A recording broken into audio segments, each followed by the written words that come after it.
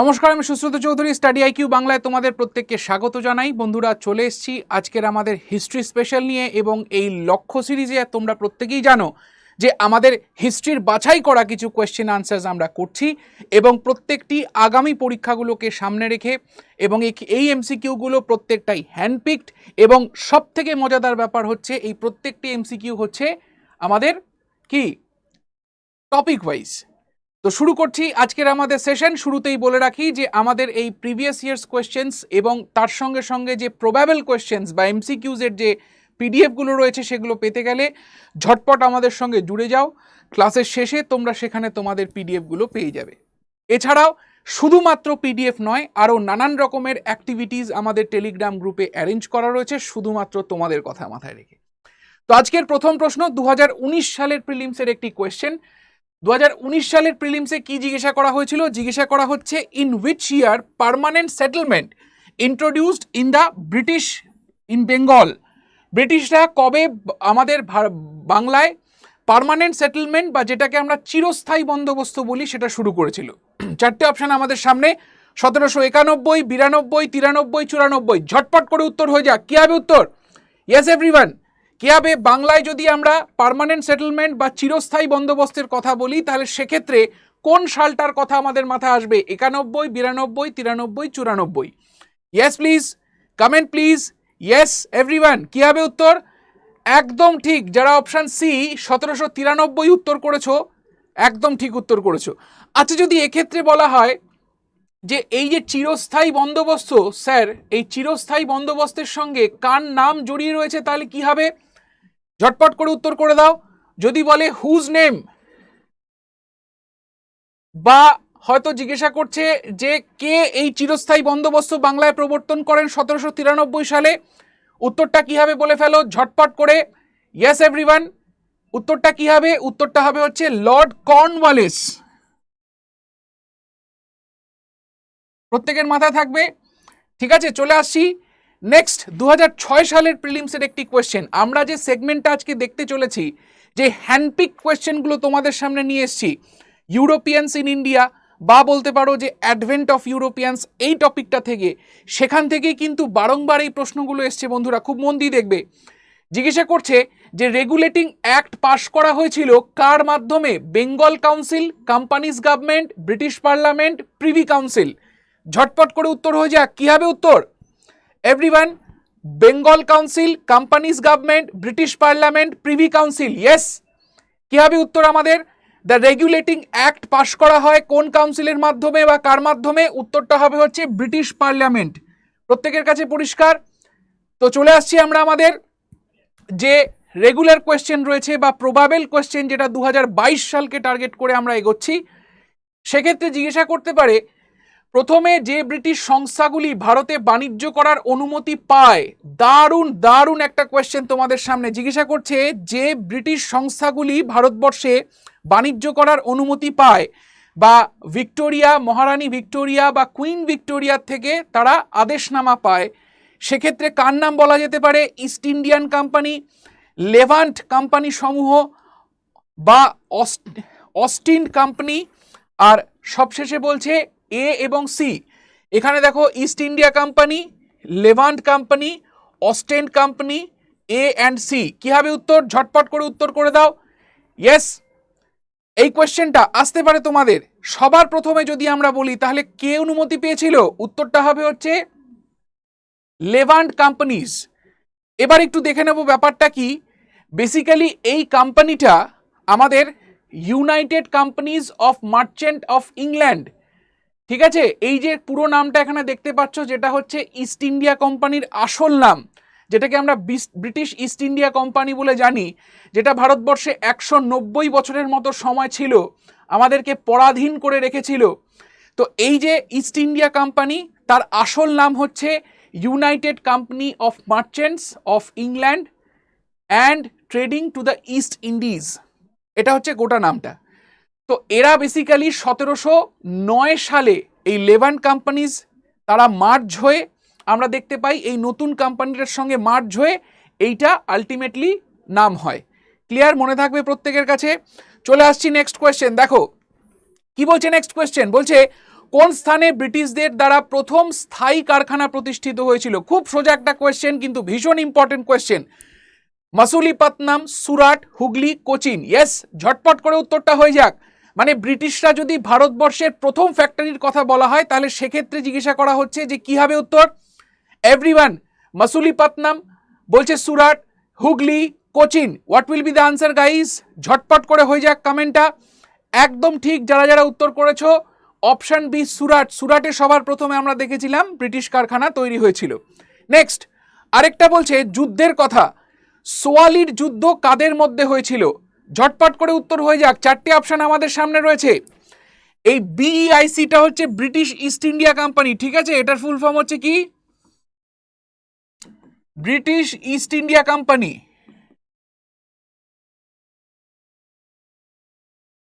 এটাইকে আমরা বলছি বিইআইসি।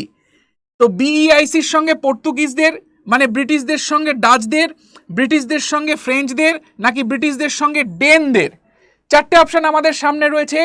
যদি বলি সোয়ালির যুদ্ধ তাহলে সেক্ষেত্রে কাদের মধ্যে হয়েছিল জিজ্ঞাসা করা হচ্ছে। আনাদার ভেরি গুড কোয়েশ্চেন বলতে পারো। আগের কোয়েশ্চেনটা সোজা ইম্পর্টেন্ট, এই কোয়েশ্চেনটা একটু কঠিন বলতে পারো, মেন্স লেভেলের একটা কোয়েশ্চেন, যার উত্তর হবে হচ্ছে অপশন এ, ব্রিটিশদের সঙ্গে পর্তুগিজদের যুদ্ধের কথা আমরা বলছি। চলে আসছি আমরা নেক্সট কোয়েশ্চেন। কি বলছে? বোম্বাইকে ইংল্যান্ডের রাজাকে যৌতুক হিসেবে দেওয়া হয়েছিল। খুব ভালো কথা। কাকে বিয়ে করার জন্য? মজাদার ব্যাপার হচ্ছে এই কোয়েশ্চেনটাতে ক্যাথরিন অফ ব্রাগানজা এই কথাটা প্রত্যেকটা ক্ষেত্রেই কমন রয়েছে, যার জন্য এই কোয়েশ্চেনটার লেভেলটা কিন্তু অনেকটা উঠে গেছে।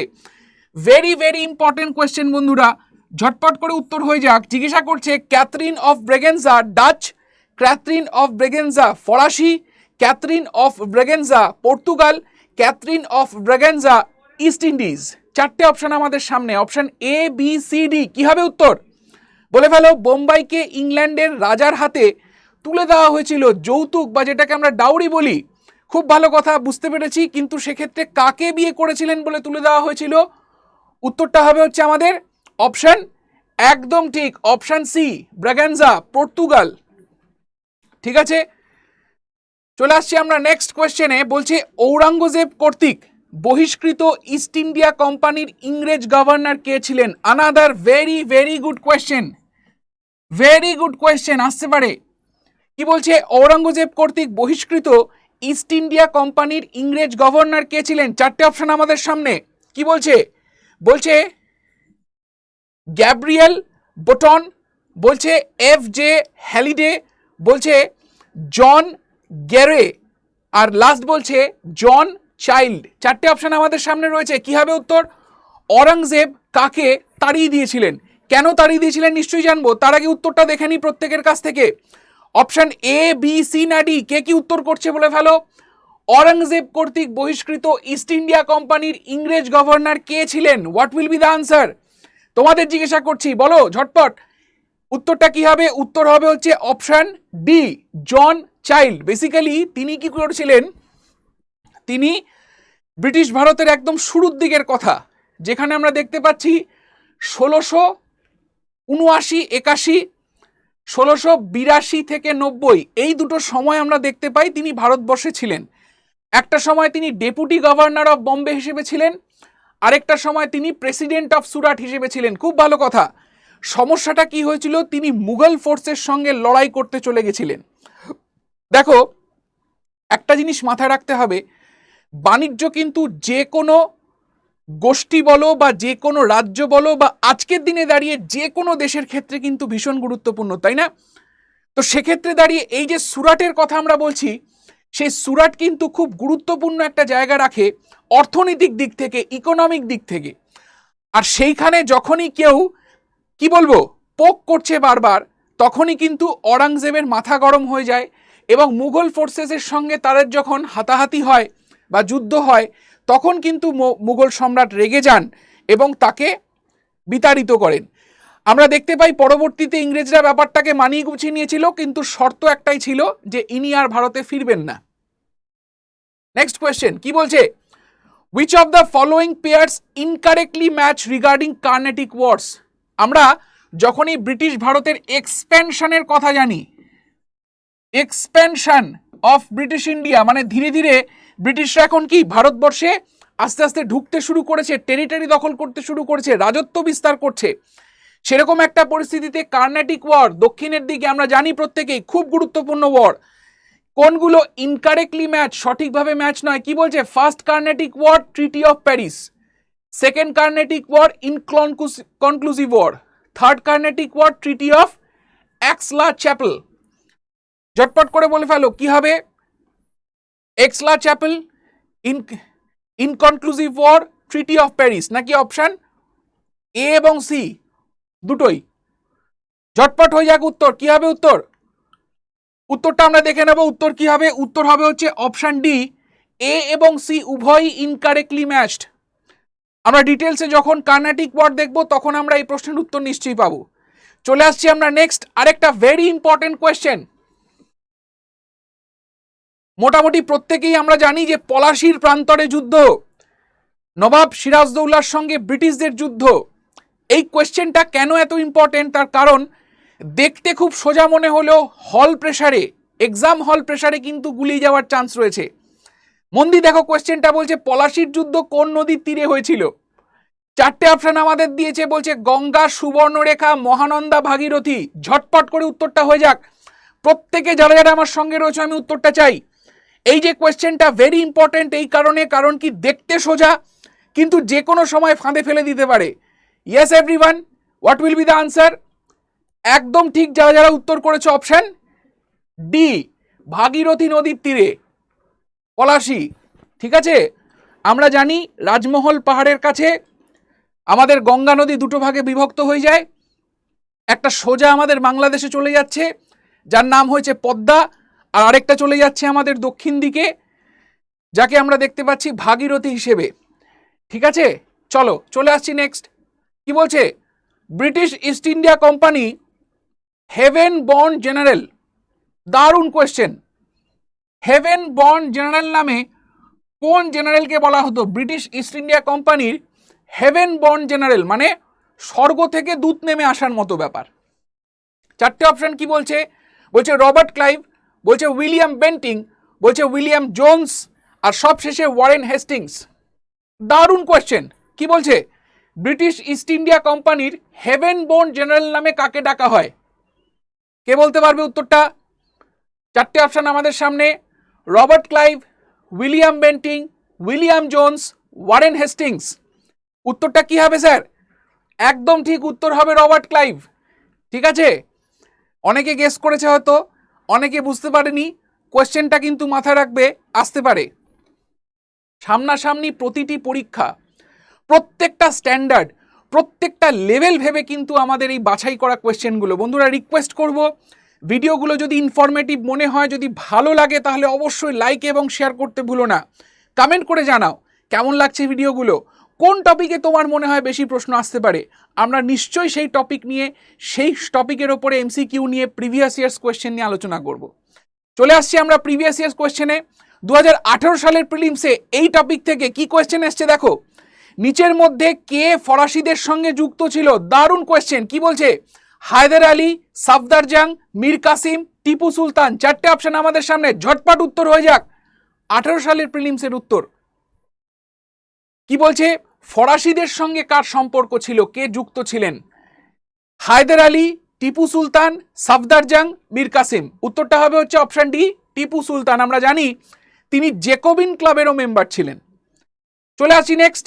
কোন যুদ্ধে ভারতে একটি সাম্রাজ্য প্রতিষ্ঠার জন্য ডুপ্লেক্সের আশাকে ধূলিসাৎ হয়ে গেছিল? একেবারে শেষ, এরপরে আর কোনো রকম কিছু হবে না। কারণ কি ডুপ্লেক্স আমরা জানি তিনি ছিলেন একজন কে? তিনি ছিলেন একজন ইয়েস ফ্রেঞ্চ গভর্নর।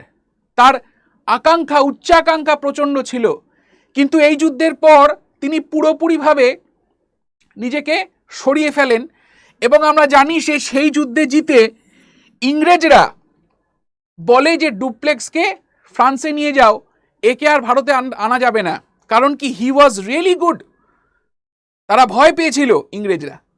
আলটিমেটলি যুদ্ধে জিতে তাই হয় এবং সেটা দ্বিতীয় কার্নেটিক যুদ্ধ বা সেকেন্ড কার্নেটিক ওয়ার।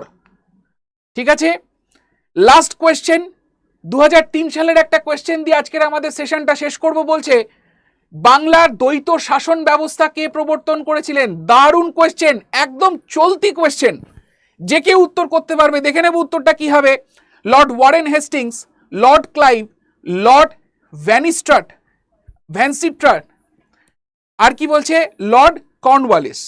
তাহলে কি বলছে এখানে? Lord Warren Hastings, Lord Clive, Lord Vansittart, Lord Cornwallis. চারটে অপশন আমাদের সামনে দ্বৈত শাসন ব্যবস্থা নিয়ে। কি হবে উত্তর? লাস্ট কোয়েশ্চেন 2003 সালের প্রিলিমসে, দারুণ সোজা কোয়েশ্চেন, কে বলতে পারবে?